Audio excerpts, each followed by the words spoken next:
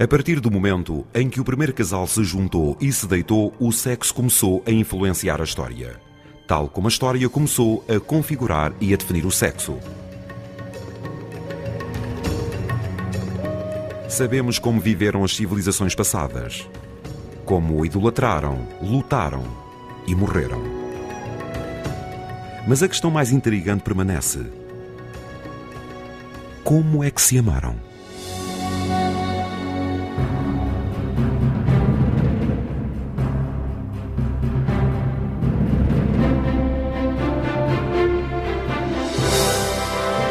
O sexo no mundo antigo.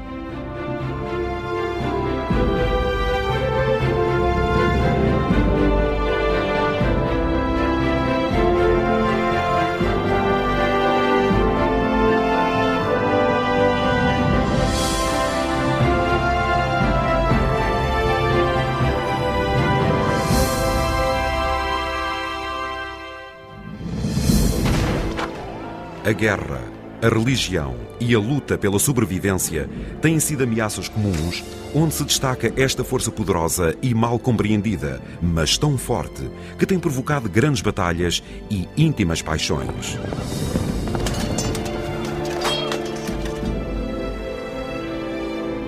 O sexo. Se quiser saber o que significa o sexo, basta olhar para a história. Através do passado, perceberá o que acontece nos dias de hoje.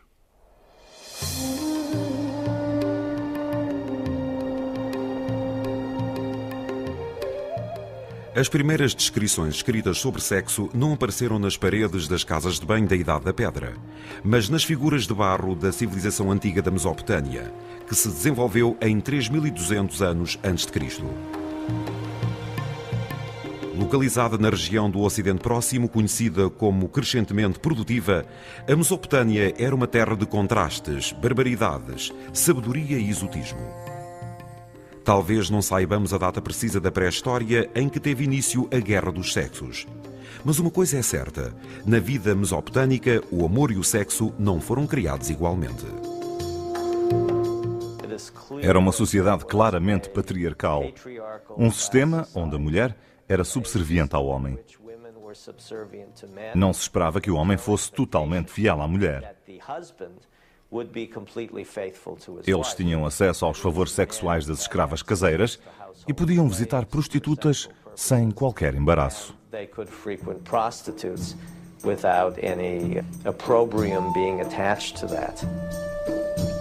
Na Mesopotâmia, o sexo marital não era uma questão moral, era uma simples combinação unilateral. De certa forma, a mulher e o seu corpo em particular, assim como a sua capacidade reprodutora, eram propriedade do homem. O adultério era considerado uma ofensa ao marido, pois privá-lo-ia da exclusividade sexual em relação à sua mulher, sendo, portanto, considerado crime. Há um caso interessante que se passou em 1600 a.C., em que o marido apanhou a sua mulher com outro homem na cama, à qual os amarrou.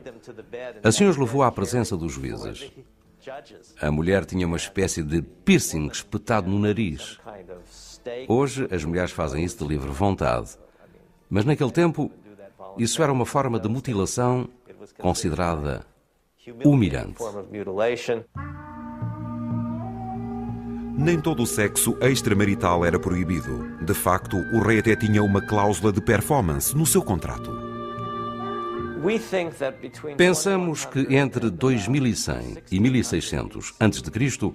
era uma obrigação o rei praticar relações sexuais regularmente com uma sacerdotisa ou com qualquer outra mulher que representasse a deusa Ishtar, ou Inanna, como era conhecida pelos sumérios.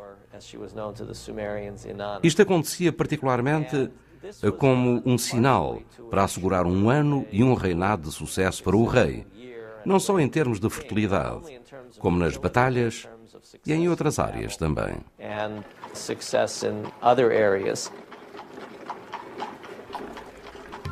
As sacerdotisas do templo, ou prostitutas, simbolizavam a crença mesopotâmica na forte e natural cura do sexo. Esta medicina alternativa era usada com grande sucesso por Gilgamesh, um mito épico sumeriano. Nesta história, o herói Gilgamesh tinha que dominar Enkidu, que era uma criatura de garo grotesco. Sem entrar em combate com o adversário, Gilgamesh achou que a carne era uma arma mais poderosa do que a espada.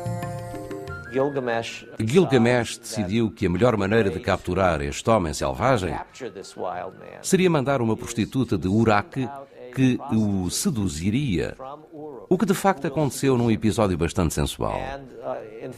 Eles praticaram relações sexuais durante, penso eu, 6 dias e 7 noites. Em resultado desta longa e agitada semana, com esta companheira da Idade do Bronze, Enkidu tornou-se civilizado. O sexo regenerou a besta selvagem. O sexo não era um domínio somente constituído pelos reis, prostitutas e deuses míticos. Todos os mesopotâmios tinham desejo de paixão, do prazer e do romance. As mulheres queriam fazer os homens apaixonarem-se por elas e os homens queriam apaixonar-se pelas mulheres. Elas e eles compunham canções para se seduzirem mutuamente. Nestas canções existia o que eu penso terem sido as primeiras descrições do orgasmo feminino. Inanna falava do seu amante Dumuzi como se tratasse de um irmão, mas não no sentido de membro da mesma família. O meu irmão levou-me para a sua casa, deitou-me na sua cama, perfumada, com cheiro a mel, e entre beijos ardentes, fê-lo 50 vezes. Eu, meio atordoada, abraçava-o e puxava-o contra mim, enquanto ele colocava a mão nas minhas coxas. Assim, ali passei o tempo com o meu querido.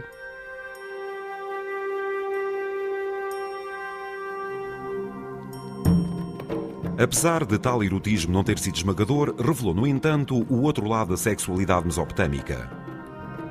O sexo era certamente o significado da fertilidade e da procriação. Mais ainda, uma poderosa força de prazer. Uma força capaz de ajudar homens e mulheres a transcenderem os seus instintos básicos e a alcançar a cura espiritual. Os mesopotâmios não seriam os últimos a combinar os grandes poderes do espírito e da carne. As relações sexuais, o incesto e o romance no Nilo.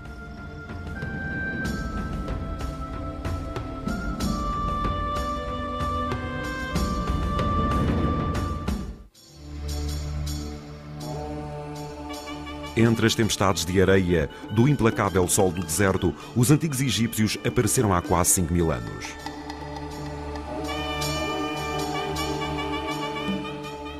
Tal como os mesopotâmios que os antecederam, eles acreditavam que a sexualidade e a espiritualidade estavam relacionadas. De facto, o caminho para a vida eterna tanto poderia ser encontrado num templo como num quarto. A sexualidade e a espiritualidade estavam presentes em quase todos os aspectos das crenças egípcias, tendo sido transmitidas desde a origem do universo.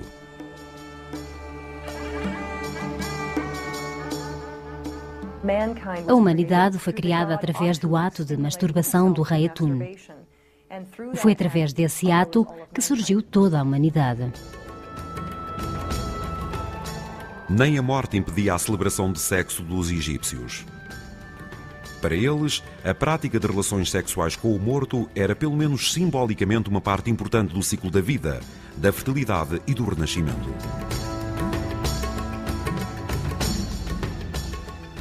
Estas crenças foram inicialmente exemplificadas na história da deusa Ísis e do seu marido, o rei Osíris. De acordo com a lenda, Osíris foi desmembrado pelo seu diabólico irmão Set, que espalhou essa parte do seu corpo por todo o Egito. Num gesto de insulto e injúria, Set atirou o pênis de Osíris no rio Nilo, onde se diz que foi engolido por um peixe. Ísis conseguiu juntar as partes do membro do seu amado marido, juntando-as novamente através daquilo que é um dos símbolos da mumificação. Nestas cenas, vemos o mumificado Osíris com o seu falo erecto na cama, com a sua esposa Ísis, na forma de pássaro ou papagaio, a descer sobre ele no ato da fecundação. Por isso, temos esta ideia atual de sensualidade e renascimento, de que através da morte podemos obter sensualidade. Estes encontros divinos não estavam reservados somente aos mortos. A maioria dos egípcios gostava de praticar sexo por divertimento, assim como para procriação. Havia uma espécie de conceito de liberdade e adolescência relacionado com a sexualidade e a sensualidade, como uma inconsequência adolescente da atual cultura. Sabemos que o romance estava patente no Antigo Egito. A nossa poesia refere-se à sensualidade das coxas, do pescoço e dos seios da mulher e compara-a com uma gatinha ou um pequeno ganso.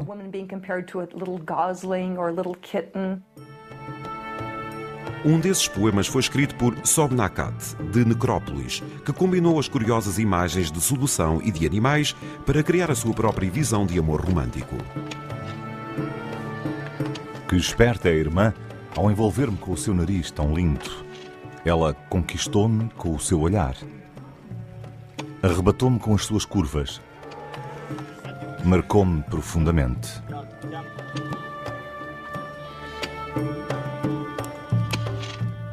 Tal erotismo pode ter sido modelo para os egípcios, mas suscitou a curiosidade do recatado historiador grego Heródoto quando ele visitou o Egito no século V a.C. Ele ficou chocado com a sensualidade egípcia e com a sua influência e o sexo em toda a sua cultura. Ele afirmou que um homem que estivesse a ficar cego e que precisasse da urina de uma virgem para curar a sua cegueira não conseguiria fazê-lo, pois seria impossível encontrar uma virgem em todo o país. Heródoto provavelmente exagerou, mas havia um fator verdadeiro na sua história. Havia muito poucas proibições acerca das práticas sexuais. De facto, não existia nenhuma palavra para identificar a palavra virgem no Antigo Egito. Apesar da abertura sexual dos egípcios, eles condenavam o ato de adultério, ou como lhe chamavam, o ato de ir para outra casa. O casamento era muito importante para os egípcios. O adultério ameaçava esta base fundamental da sociedade egípcia. A mulher adúltera era literalmente atirada aos cães ou queimada. O homem também era condenado, mas talvez somente à mutilação. Se um casal tivesse a sorte de evitar o perigo latente do adultério, concentrava as suas atenções no aspecto mais importante da cultura egípcia: a procriação.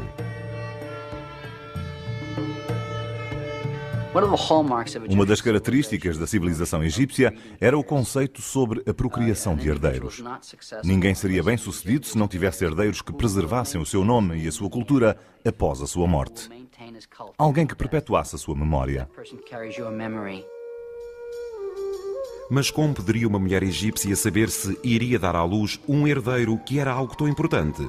Através de uma grande variedade de testes de gravidez feitos em casa. Havia várias receitas interessantes para revelar a gravidez da mulher. Na maioria delas, a mulher tinha que urinar em diferentes tipos de materiais. Ou então, colocavam uma cebola na vagina e, se ela conseguisse sentir o cheiro, sabiam se ela estava grávida ou não.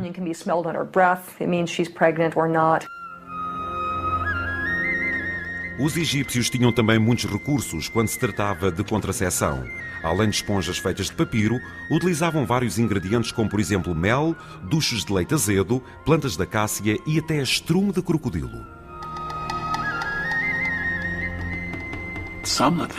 Penso que algumas das coisas que usavam seriam contraceptivos. Isto só pelo cheiro. Muito do que conhecemos hoje sobre a contraceção e da vida diária está preservado em papiro. Muitos estudiosos acreditam que estes registros do Antigo Egito representam 1 a 5% da população. A elite. É deste extrato mais alto da sociedade egípcia, que inclui os reis, rainhas e a realeza em geral, que retiramos algumas das mais interessantes histórias.